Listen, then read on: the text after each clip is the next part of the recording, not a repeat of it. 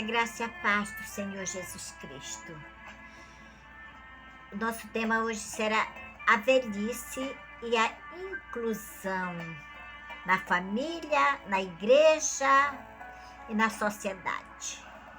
A Bíblia não aborda detalhes de como cuidar dos pais idosos, porque a própria Bíblia, desde o Antigo Testamento ao Novo Testamento, dá orientações suficientes para a família, desde o ventre materno até a morte, né? Até a velhice. Então, a velhice é uma das fases naturais da vida humana.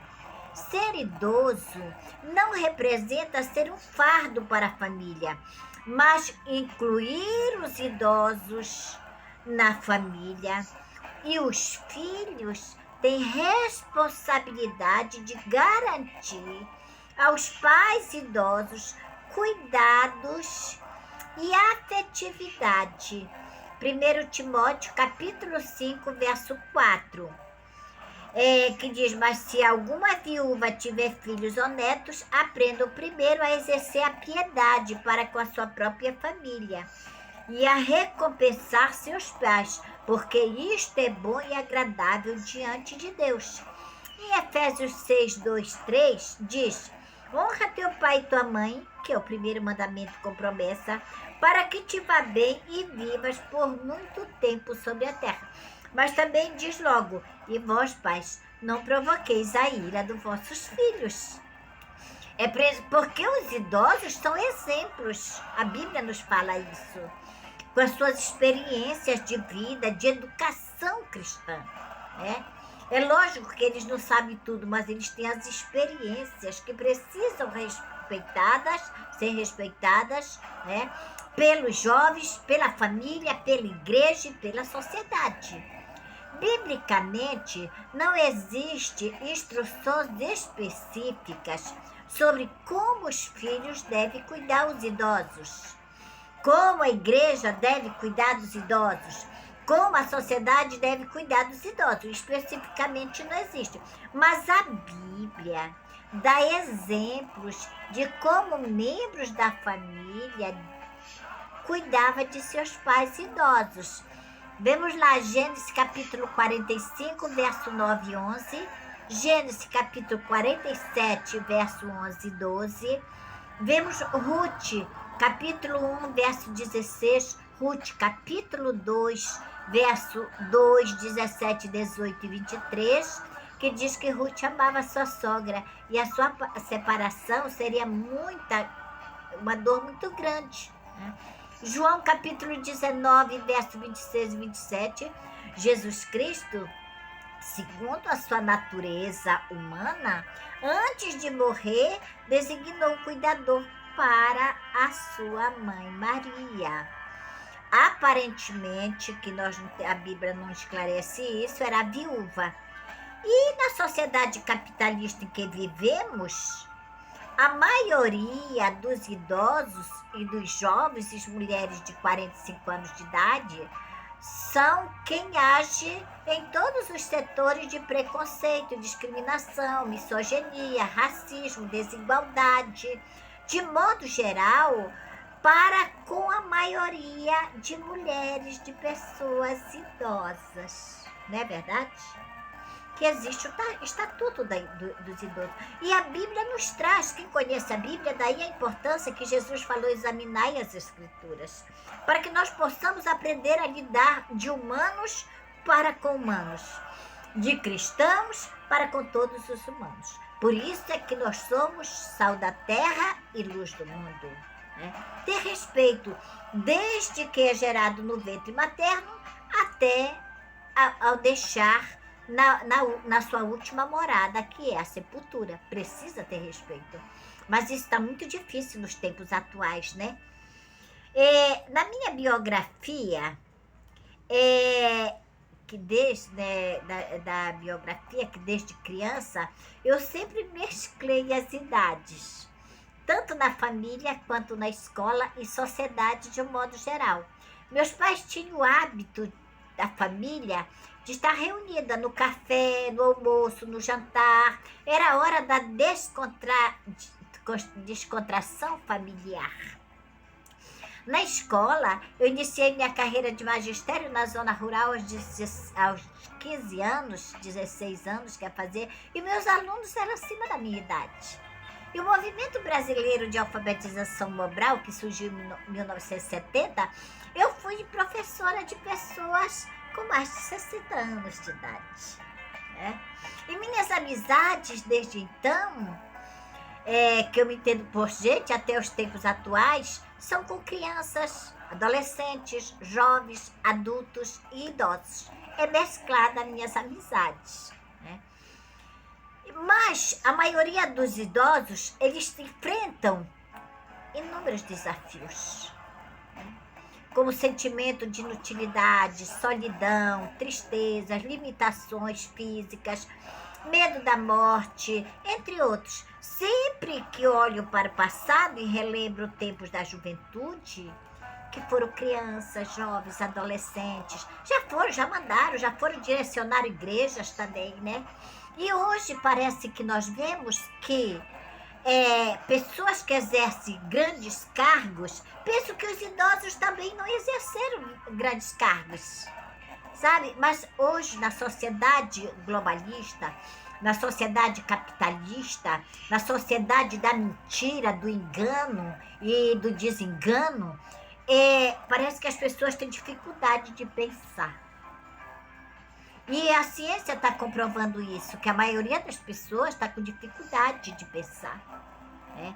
De refletir. Mas a Bíblia nos ensina a meditação, a reflexão. Né?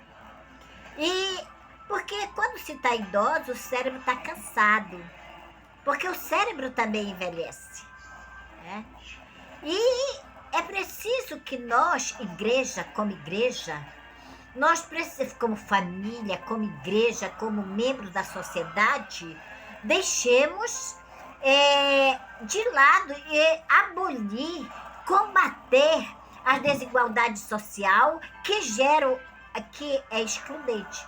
Precisamos deixar da igreja ser excludente, a sociedade ser excludente, a família ser excludente.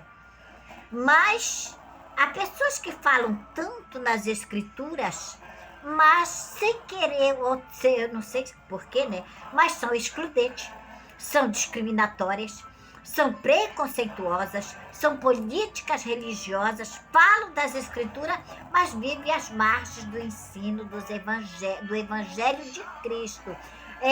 Hoje se está vivendo, a maioria se percebe, que estão vivendo mais o evangelho dos homens, evangelho antropocêntrico, do que o evangelho cristocêntrico.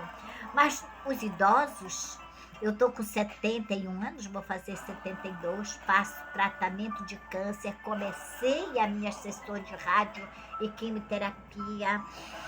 Mas é preciso que eu agradeço muito a minha família, porque a família, quem não cuida da sua família é pior do que o incrédulo. E eu agradeço a Deus, a minha família, que tem me dado força, coragem, e os amigos. Né? A amizade, ela é importante, ela é fundamental. Uma palavra de conforto, uma palavra de carinho, uma palavra de incentivo, enfim. O afeto, ele é muito importante nas nossas vidas. Né? E a sociedade, ela precisa entender os idosos, acolher os idosos. Né? Os idosos possuem muita experiência de vida e podem contribuir repassando para os mais jovens, como diz Tito no capítulo 2, versos de 1 a 8. Os idosos possuem experiências de educação cristã. Os idosos trabalham voluntários e como líderes de estudos bíblicos, Colossenses capítulo 3, verso 16. Os idosos podem ajudar no ministério da comunhão da igreja. Os idosos podem contribuir para a missão e evangelismo, ajudar na obra diaconal. Os idosos podem participar de palestras de valores cristãos e etc. É preciso que a igreja reconheça que os idosos, eles também fazem parte de ser membro da igreja, ser membro da família, ser membro da sociedade. Porque o idadismo, né, a discriminação, o preconceito, ela é muito grande na sociedade hoje, a começar na família. Você, família, cuide bem dos seus idosos. Você que pastoreia a igreja, você que trabalha com pessoas, valorize os idosos. Ouçam os idosos. Eu não estou falando até por causa de mim, né? Por causa que eu tenho livros, eu tenho outros. E eu sei que muitos têm. Então, idosos, não baixem a cabeça. Leia a Bíblia, leia outros livros. A internet está para ir, para buscar coisas boas. Porque assim como a pele, o corpo envelhece, o cérebro também envelhece. Mas vamos exercitar o cérebro. Vamos nos tornar participantes. Vamos nos tornar uma sociedade, uma igreja, uma família inclusiva. Acolhendo desde a maternidade até a velhice. Porque a velhice, ela é um dom de Deus. A velhice, ela é a experiência. A velhice, ela é a caminhada, né? Já está no fim. Desculpa. Dizem que quem não morreu em Egito de velho não passa, né? Fique na paz de Deus. Fiquemos na paz do Senhor. E vamos combater essa desigualdade social. Vamos combater essa discriminação. Como? Lendo a Bíblia. Lendo a Bíblia, orando, jejuando e meditando na palavra de Deus para exercitar o cérebro, para aprender, conversar uns com os outros. O diálogo, ele surgiu lá no Éden.